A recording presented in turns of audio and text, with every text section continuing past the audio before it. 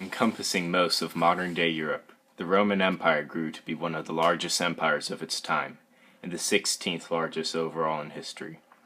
Starting as a small city-state in the Italian peninsula, Rome lasted for over 2,000 years. At first a republic, Rome grew into an empire under Julius Caesar, its first emperor, and the might of her formidable legions. Julius Caesar was born on July 12, 100 BCE.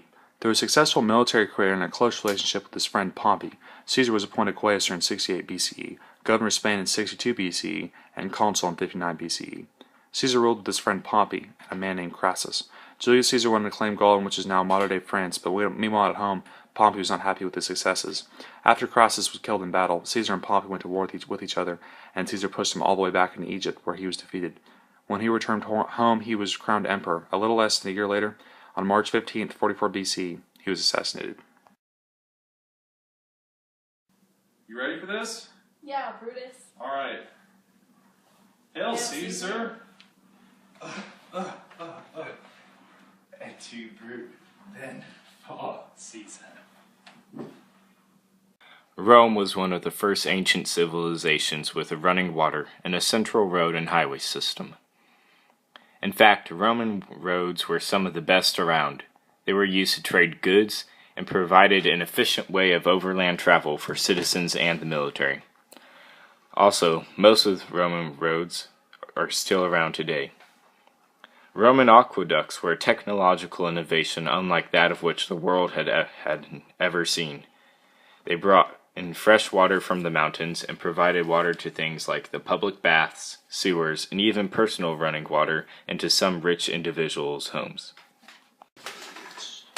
The Latin language went on to form the early roots of the Spanish, French, English, Italian, and Portuguese languages.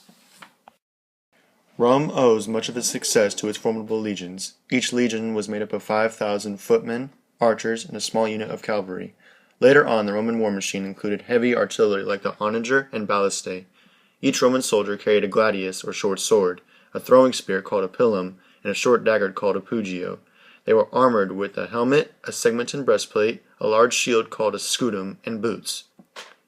After conquering the Italian peninsula, Rome went to conquer many peoples including the Gauls, Germans, Egyptians, Greeks, Carthaginians, and Thracians.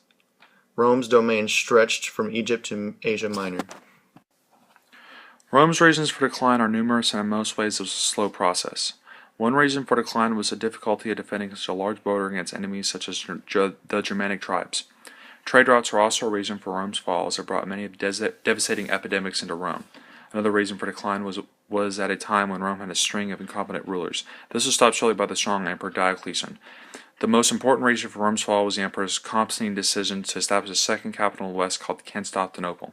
By doing this, Rome lost land in the west to Germanic groups such as the Franks, Saxons, Angles, Vandals, Visigoths, and Ostrogoths. By the early 5th century, the city of Rome was sacked by the Visigoths. The last Roman emperor was killed in 476 CE.